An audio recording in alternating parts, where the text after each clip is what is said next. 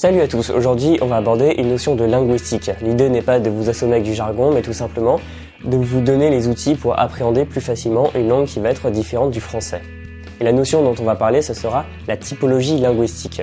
Derrière ce nom barbare se cache une réalité qui est en fait très simple, il s'agit de l'ordre des mots dans la phrase. Et les mots qui vont nous intéresser aujourd'hui vont être le sujet, le verbe et l'objet.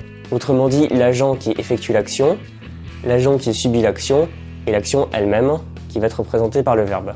On considère qu'il y a 6 catégories de langues déterminées par la position du sujet, du verbe et de l'objet. La première que je vais aborder est la plus courante en Europe, qui est la structure SVO, autrement dit sujet, verbe, objet. Et c'est tout simplement l'ordre principal du français. Par exemple, je mange une pomme. Je étant le sujet, mange le verbe et une pomme l'objet. Et c'est le cas dans énormément de langues européennes, qu'elles soient latines, germaniques ou slaves. Par exemple, pour les langues latines, on va dire en italien io mangio una mela. En espagnol, on va dire io como una manzana. Pour les langues germaniques, par exemple, on va avoir en anglais I'm eating an apple. Ou en allemand ich esse einen Apfel. Et cet ordre est donc très présent dans la famille des langues indo-européennes, dont font partie les langues latines, les langues slaves, les langues germaniques, les langues du nord de l'Inde, d'Iran, etc. Mais cet ordre est aussi très répandu dans des langues qui ne font pas partie de la famille indo-européenne. Par exemple, une langue que je connais bien, le finnois, on va dire « je mange une pomme »,« minä syön omenaa » ou « minä syön omenan ». Donc on est toujours sur une structure « je mange une pomme », sujet, verbe, objet. Et cet ordre se retrouve dans énormément de langues, que ce soit en Europe, en Asie, en Afrique, en Amérique. Bref, c'est l'une des catégories de langues les plus importantes, mais en réalité, ce n'est pas la plus importante. C'est la deuxième plus importante derrière la structure SOV, sujet, objet, verbe. On a l'impression que la structure SVO est la plus répandue, tout simplement parce qu'on est entouré de langues qui fonctionnent comme ça, mais on considère que 45% des langues sont SOV et 41% SVO. La structure SOV est bien sûr celle qui pose le plus de problèmes parce que elle est différente de celle du français et c'est la plus répandue. Donc il y a de fortes chances pour que vous soyez confronté à des structures de phrases qui vous semblent totalement exotiques. Et on va prendre un exemple qui est celui du japonais. Toujours avec nos pommes, on va dire watashi wa ringo tabemasu. Donc watashi ça va être je, ringo ça va être une pomme et tabemasu c'est manger. Donc on voit que le verbe est rejeté à la fin. C'est aussi le cas en latin, donc si jamais vous en avez fait au collège ou au lycée, on dira pour manger une pomme ego, malum, edo. Donc, je, pomme, mange. Et comme les langues SVO, les langues SOV sont très répandues, on en trouve sur les 4 continents. Vous aurez par exemple le turc, le basque, le coréen, etc.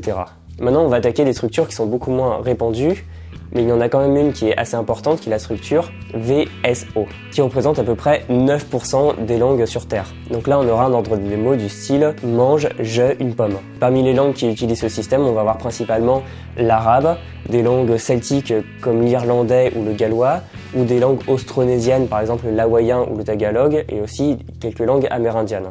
Vous avez peut-être remarqué qu'il y a un point commun entre ces 3 classes, c'est-à-dire qu'à chaque fois, le sujet est placé avant l'objet, SOV, SVO et VSO. Alors on ne sait pas vraiment pourquoi, mais les langues où le sujet est placé après l'objet sont beaucoup plus rares. Ainsi on aura la structure VOS qui représente à peu près 3% des langues sur Terre, par exemple le malgache ou le fidjien. Et donc VOS ce sera mange une pomme je. Encore plus rare, on a les langues OVS où on aura une structure du type une pomme mange je. Et elle représente à peu près 1% des langues sur Terre et ce sont principalement des langues amérindiennes. Il reste encore une catégorie qui est OSV, une pomme, je mange. Et là, c'est moins d'1% des langues et ce sont quelques rares langues d'Amérique du Sud. Pour vous donner une petite anecdote, le personnage de Yoda dans Star Wars utilise une structure OSV. Par exemple, maîtriser la force tu dois, et ça en dit long sur le côté très exotique de ce type de structure pour des occidentaux. Alors au niveau de la syntaxe, il y a d'autres classifications qui sont possibles, je ne vais pas rentrer énormément dans les détails, je vais juste parler des langues qu'on dit V2. Autrement dit, le verbe dans une proposition sera généralement en deuxième position.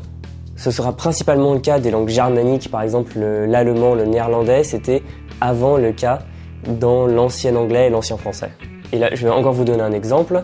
Par exemple, en allemand, on va dire « Ich esse einen Apfel ».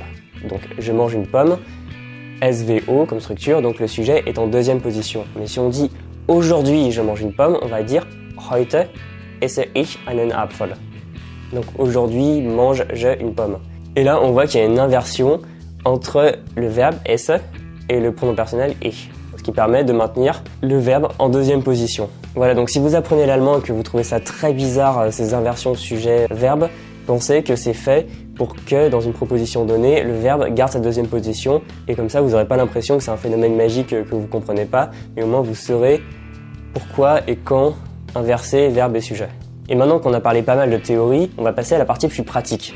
Plus précisément, si on part d'une langue SVO comme le français, comment s'habituer à des structures SOV comme le japonais ou VSO comme l'arabe, alors que c'est très déroutant pour nous francophones? Eh bien, tout simplement, je vous invite à regarder le français et les langues que vous connaissez déjà, parce que dans nos langues, il arrive que l'ordre des mots soit chamboulé. Par exemple, quand on pose une question, manges-tu une pomme?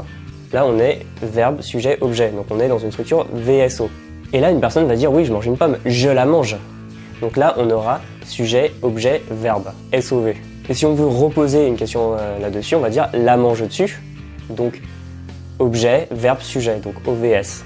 Et vous n'êtes même pas obligé de partir du français parce que quand j'ai commencé le japonais, donc il y a une langue SOV, ça m'a pas spécialement dérouté que le verbe soit à la fin parce que très souvent en allemand, une langue que je connaissais déjà, le verbe est rejeté à la fin, par exemple dans les subordonnées relatives.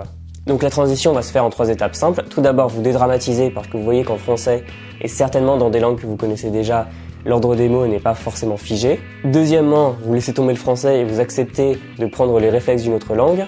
Et troisième étape, vous pratiquez, vous écoutez, vous parlez, et à force, ça va devenir absolument naturel qu'il y ait des ordres des mots qui ne soient pas comme en français. J'en ai terminé avec ces explications, j'espère qu'elles vous ont été utiles.